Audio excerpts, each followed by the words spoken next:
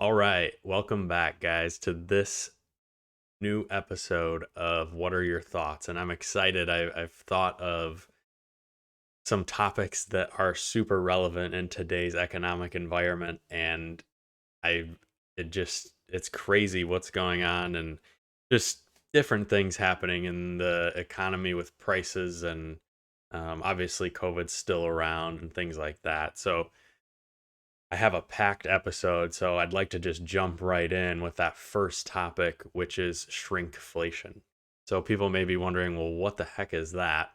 And basically, in summary, you are paying the same amount for a smaller product versus before. So, and it's interesting. I asked my wife, if you were at the gas station and you had a decision, would you rather pay more for a gallon of gas, or would you rather pay the same amount for maybe three quarters of a gallon of gas? And she thought about it and didn't have an answer right away, but I think the answer ended up being um, paying a little bit more for the same amount. So that's the classic inflation argument. And so it's really interesting just to put that into perspective. And the same as, when you go to the grocery store, right? If you're going to buy a box of cereal and, it used to be, $3.50 for a box of cereal, and it's still $3.50. However, the box of cereal and the amount you get is now less. So I'm curious what you guys think and what you would prefer. I don't know. I don't even know what I would prefer. I guess it might be product by product, and just depending on what the product is, uh, um, figuring out what I'd rather do. And like if we take the gas station for example, like a gallon is just the staple, right? It's what we're used to, and when you fill up your tank, you're thinking, you know, miles per gallon. So you can't, it's tougher to be like, oh, this is how many miles do you get per three-fourths gallon? So it's just an interesting topic and something that should be considered when you're going to the grocery store. And it's a way to basically, it's a psychological play for sure when it comes to how companies will price their products. So I just wanted to bring that topic up and share it and see if any of you guys have had experiences with going to the store and finding something for the same price but the amount you get is a lot smaller. So I wanted to at least bring that up. The second one quickly here is Acorns, the investing the spare change app. So I was an advocate of this app a year and a half ago, because I use it, and I'll talk about this a little bit later, but I like it because it's just out of sight, out of mind, and it literally is like you're just stuffing away some acorns to use later. And I got an email from them a few weeks ago that said their $1 per month fee model is going up to $3 per month. And I'm like, okay, it doesn't sound like a lot, right? $3 per month. But, and I don't know their average account size. I don't know if that information is available. I guess I could look it up. But um, if you think about this from a percentage basis, you have to have $3,600 in your account, and that would be a 1% fee if we broke it down on a percentage basis. So anything less than 3,600, right? If you had $1,000 or $1,800 in there, that's a 2% fee, which in my opinion is way too much. So just something to be mindful of if you're using that app. I haven't decided what I'm going to do. Um, because it is convenient, but there are others out there that I will bring up when I talk about how I invest my money. But again, just something to consider. Okay, the third topic, credit cards. So this topic is, man, if you follow some industry pundits like Dave Ramsey, right? He'll say no debt at all ever. Don't ever use debt, always pay cash and pay your house off as fast as you can, which is a topic for another day. But if we're specifically talking about credit cards, there are pros and cons to using those, obviously.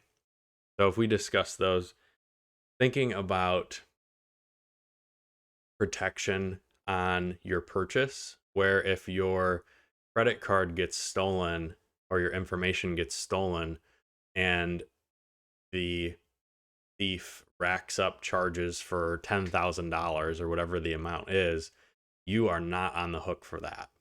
So there's some protection with that.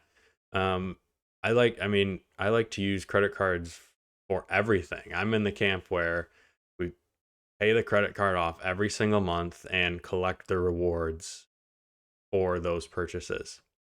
However, early after college, it was the opposite. Use credit cards as a way to just fund your lifestyle and maybe hopefully pay them off later. And it's very, very easy to get in trouble doing it that way. So, although they are, a great tool if you're going to pay them off every single month, you have to be very, very careful that you have the cash to do so. And for me, like I use a credit union. I'm a big fan of credit unions over banks, and I have a rewards credit card through the credit union where I can pay the balance and it immediately leaves the checking account or savings account or wherever I had paid that bill from. Where if you use, Chase, Discover, whatever it may be, it might take a day or two for that to show up. And basically, I like to just pay my credit cards off a 5, 6 times a month and just do it in smaller chunks so that it makes it, I guess, easier to know, um, or I guess more convenient for me, essentially. So to think that you should never, ever, ever use credit cards, like what I was talking about at the very beginning about the security factor, right? Where um, if you're going to, or not if you're going to, if you happen to get your information stolen, then you're not on the hook for that. Well, that's huge. I mean, I like to use them when I check in for hotels because they generally will put a hold on it, and I don't really want to hold on the debit card. So, like I said, just from a security standpoint, I like to use credit cards for everything and pay them off. But again, it's a slippery slope. Like credit card interest rates are, you know, I mean, they could be 16 to 34%, right? Like that is super, super high. So if you're not going to pay it off, then I would not suggest using it unless it's for special purchases that you will pay off. So things like that. And what I'll say just about really any financial topic is that there's no correct answer for everyone, right? You cannot put a blanket answer for every single person in every single situation, right? And there are people that are inherently not great with their cash flow month to month as far as spending goes, and maybe those people should not be utilizing credit cards. And then there's people that are pretty um prudent with their spending and with paying off their debts. And so that might be a phenomenal tool. But to go in and have a super strong polarizing opinion either way, I think is detrimental to any financial scenario. And it's always good to keep an open mind when it comes to big financial topics like that. I'll leave that there. But I guess in summary, I'm a fan of using rewards cards and paying them off and collecting those rewards. So, all right, how I invest my money. So, it's a little different than a lot of just W2 just classic employees because I run a business. So, I would say the biggest investment and my largest asset on paper, aside from, my ability to earn income, is the business. So being able to invest back in the business and basically invest in myself to then gain new clients, build the business, generate a higher value for the business should I ever want to sell it someday. That's my largest investment today. However, not everyone has that. So, talking about the other investments. So, I have a few things automated, which I think is key. And I like to do things weekly. So, I do I still use Acorns. I use a platform called M1 Finance, which is kind of like a build your own portfolio robo advisor.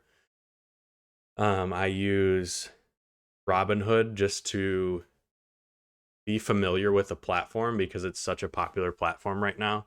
I want to be familiar with how that works and the nuances of it. But the primary amount of our investments are on Schwab. And the reason that they're on Schwab is because TD is merging with Schwab, and I use TD Ameritrade for client accounts, but those accounts will eventually become Schwab. So I want to be familiar with that platform. So that's pretty much the makeup of where the money is held. Now, what is it invested in? So we have like a $10,000 emergency fund. And then I always like to just keep the checking account right around 10 as well. Just to have cash readily available. So I like to have those. And then as far as the actual investments themselves, again, back to keeping an open mind, I have a lot of the money in index ETFs like VTI, VOO, things like that are kind of just set it and forget it, things that we're just going to hold forever and not really care what the market does day to day, week to week, month to month, and just keep saving in those. And then I also subscribe to the Motley Fool as far as just stock research to get some individual stock ideas. And that is more geared toward long-term investing in companies that I think will be around for the long term.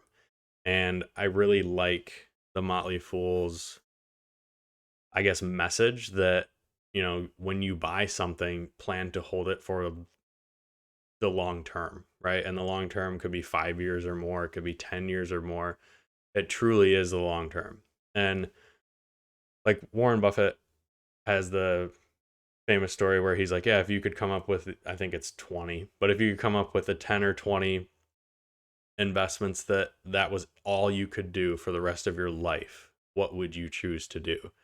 And by doing that, you really select things that you actually believe in and want to be invested in for, could be forever.